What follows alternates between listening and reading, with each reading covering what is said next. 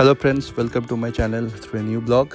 আমরা আজকে জয়সলমীরের third dessert থেকে সানরাইজ দেখে আমরা আজকে বেরোবো হচ্ছে বিকানিরের উদ্দেশ্যে বেরোনোর পরে আমরা রাস্তায় দেখব কুলধারা ভিলেজ, যেটা নাকি খুব ভৌতিক জায়গা। 8টা সাড়ে 8টায় আমরা বেরিয়েছি ব্রেকফাস্ট করে গরম গরম লুচি তরকারি এইসব খাওয়ার পরে। রাস্তাঘাটে দেখছো যে এদের বাড়িঘরগুলো কীরকম একটা অদ্ভুত ধরনের, একদম পাথর দিয়ে তৈরি আর সব একতলা বাড়ি। কীরকম একটা অদ্ভুত, আমাদের কলকাতার মতন বাড়িঘরের ডিজাইনগুলো সেরকম নয়। আর চারদিকে শুধু পাথর আর বালি পড়ে আছে, মাঝে মাঝে মন্দিরও দেখতে পাচ্ছি। এটা মানে আলাদা রকমেরই অ্যাম্বিয়েন্স আর কি। তো আমাদের কুলধারা যে ভিলেজ, সেটা ডেজার্ট ক্যাম্প থেকে 1.5 ঘন্টার মতন দূর। চলে এসেছি কুলধারা ভিলেজ। এটা হচ্ছে ভূতের গ্রাম। এখানে 1200 সালে এখানে এই পুরো গ্রামটা ছিল, সব লোকজন ছিল।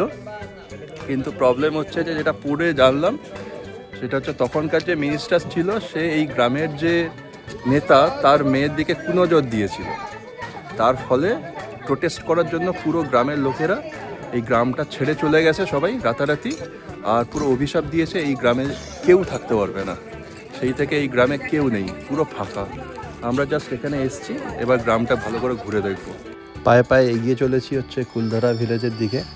এখানে বেশ সুন্দর সোনালি রোদ বেরিয়েছে, এখানে লেখা আছে ওয়েলকাম টু কুলধারা।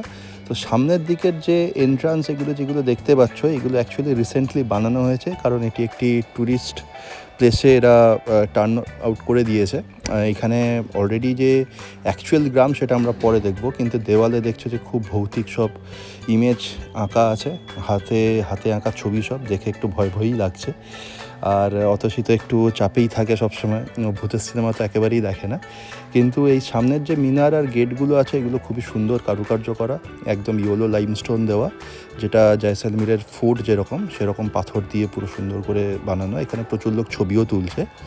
সামনে একদম এন্ট্রান্সের কাছে একটা মন্দির আছে, এই মন্দিরটা দেখো, এখান থেকে আমি দেখাচ্ছি মন্দিরটা, তো সেটাও বেশ সুন্দর লাগছে। এখানে দাঁড়িয়েও আমরা কিছু ছবি আর ভিডিও তুললাম। এরপরে আমরা আস্তে আস্তে একটুখানি ভিডিওগুলো তুলবো, ভেতরে যাব, ভেতরে কি আছে সেগুলো দেখার জন্য। তবে বাইরের কারুকার্যটা কিন্তু খুব সুন্দর লাগছে। চারদিকটা আমি আস্তে আস্তে স্লোমোতে দেখাচ্ছি। এবার আস্তে আস্তে আমরা ভেতরে ঢুকছি। এখানে একটা দৃষ্টিকটু ব্যাপার হচ্ছে, সব জায়গায় চারদিকে শুধু নাম লিখে দিয়ে গেছে সবাই যারা ট্যুরিস্টরা এসছে। এটা একদমই বাজে লাগে আমার। প্রত্যেকটা মন্দির বিভিন্ন জায়গায় দেখি এরকম নাম লেখা আছে, অত্যন্ত বাজে। তাও এটা কেমন একটা লাগছে। তবে এখানে একদম থামটাম দিয়ে সুন্দর করে, এগুলো সব নতুন বানানো আছে যেহেতু এটা ট্যুরিস্ট প্লেস। এবার আমরা ছাদে যাব, ছাদ থেকে আমরা যেটা দেখতে পাবো সেটা হচ্ছে অ্যাকচুয়াল যে গ্রামের ধ্বংসাবশেষ সেইটি দেখতে পাবো। তো সেটার জন্য আমরা একদম ছাদে চলে এসেছি। এইখানে দেখো সব যে গ্রামের যে বাড়িগুলো আছে সেগুলো সব ভেঙে পড়ে আছে, কারণ 1825 সালের পরে রাতারাতি এখানকার যে পালিওয়াল ব্রাহ্মণরা ছিল, তারা রাতারাতি এক রাতের মধ্যে পুরো গ্রাম খালি করে চলে গেছিলো। তো পালিওয়াল ব্রাহ্মণরা হচ্ছে পালি থেকে এসেছিল ব্রাহ্মণরা, সেই জন্য তাদের নাম পালিওয়াল ব্রাহ্মণ। এখানে 75টা গ্রাম ওরা বসিয়েছিল, কিন্তু রাতারাতি এক রাতের মধ্যে 75টা গ্রামের লোক ভ্যানিশ হয়ে গেছে, তারা এখান থেকে চলে গেছে আর অভিশাপ দিয়ে গেছে। আর সেইখান থেকে 1825 থেকে এতদিন অবধি প্রায় 200 বছর এরকম ধ্বংসাবশেষ এখানে পড়ে গেছে। আমরা ছাদ থেকে বেশ ভালো করে দেখছি। এই ধ্বংসাবশেষগুলোর ভেতরেও হেঁটে যাওয়া যায়, আমরা সেটা নেমে দেখব। জয়সলমীর থেকে যারা বিকানির যায় তারা মোটামুটি এই কুলধারা ভিলেজটা কখনোই মিস করে না। আর যেহেতু আমি খুব ভূতের সিনেমা দেখি, তো এই গ্রামটা আমি একেবারেই মিস করতে চাইনি। কারণ যদিও এটা ভৌতিক কোনো ব্যাপার না, তাও একটা যেহেতু কাহিনী এটার সাথে আর কি অ্যাটাচ করা আছে। আর আমি গাড়িতে যেতে যেতে আমি গুগল থেকেও স্টোরিটা পড়লাম, এটা সবই লোকের মুখে প্রচলিত আর কি। তারপরে নিচের এই জায়গাটা দেখছি যে এখানেও দেখছো যে সব ইটের সবাই নাম লিখেছে। এটা একটা বিরক্তিকর ব্যাপার, আবার বলছি। তবে এখান থেকে খুব সুন্দর ভিউটা আছে বাইরে। এখান দিয়ে জানলা দিয়ে আমি একটু কায়দা করে একটা ছবি তুললাম। এখানে ছোটো নুপু আর অতসী বাইরে ঘুরঘুর করছে। ওরা ভেতরে খুব একটা ঢুকতে চাইছে না আর কি, যেহেতু ভেতরটা আলো আঁধারি আছে আর একটু অন্ধকার, সেজন্য ওরা বাইরে থেকেই ঘুরঘুর করছে আর ছবি তুলছে। আমি ভেতরটা এসে ভালো করে দেখছি, ঘুরে দেখছি চারদিকে। এখানে বেশ পিলারগুলো আছে সবই ইয়েলো লাইমস্টোন দিয়ে, আর এখানে সিঁড়িটিগুলো সব ইয়েলো লাইমস্টোন দেওয়া। বেশ ভালোই লাগছে দেখতে আর কি, কোনো দিনের বেলায় কোনো প্রবলেম নেই। এইখানে কুকুরটি দেখো, কুলধারা গ্রামের কুকুরের একটা কান নেই আর দেখতেও বেশ ভয়ঙ্কর। তো মোটামুটি এও কুলধারা গ্রামে একটা অ্যাডেড একটা জিনিস যোগ করেছে আর কি। এবার এর ভেতরে একটি ছোট্ট কৃষ্ণ ঠাকুরের মন্দির আছে। তো এটা অ্যাকচুয়ালি যেটা শুনলাম এখানকার যারা থাকতো তাদের দেবতা পুজো করতো। তো সেই মন্দিরটার মধ্যে আমি প্রবেশ করছি এখন। মন্দিরটার বাইরেও বেশ সুন্দর কারুকার্য করা আছে, দেখছো যে পাথরের উপর সব কারুকার্য করা আছে।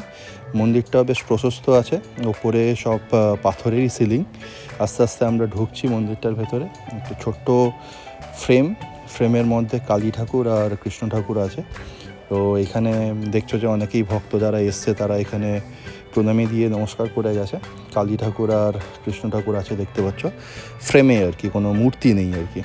তো ওপরেও ডিজাইনগুলো কারুকার্যগুলো সব পাথরের ওপরেই। দেখো সিলিংটা কি সুন্দর, একটু নোনা ধরে গেছে যেহেতু অনেক পুরনো আর মেনটেনেন্সের অভাব। তাও মোটামুটি যেহেতু হলুদ রঙের পাথর সেটা খুব চোখ টানছে আর কি। এবার আমরা আস্তে আস্তে মন্দির থেকে বেরিয়ে নিচে নামবো। নিচে নামার আগে চোখে পড়লে এরকম মাটি দিয়ে এরকমভাবে সব পেন্টিং করা আছে দেওয়ালগুলোর মধ্যে। এটাও একটা বেশ ভালো লাগছে আর কি, একটু অন্য ধরনের লাগছে আর কি জায়গাটা। অন্যান্য যে প্যালেস বা ফোর্ট দেখেছি সেখান থেকে এই ডেজার্টের যে একটা গ্রাম সেটা দেখতে পেয়ে খুব ভালো লাগছে। দেখো এখানে পাথরগুলো কেমন ভেঙে পড়ে আছে। এখানে ভেতরেও প্রচুর লোক ঘোরাঘুরি করছে, ছবি তুলছে। আপাতত আমরা পরের যে ডেস্টিনেশন আছে সেই দিকে যাব। তো ভিডিওটা আমি আপাতত এখানেই শেষ করছি। যদি ভিডিওটা ভালো লেগে থাকে তাহলে অবশ্যই লাইক, কমেন্ট আর শেয়ার করে দিও, আর চ্যানেলটা সাবস্ক্রাইব করে দিও। আজকের জন্য টাটা।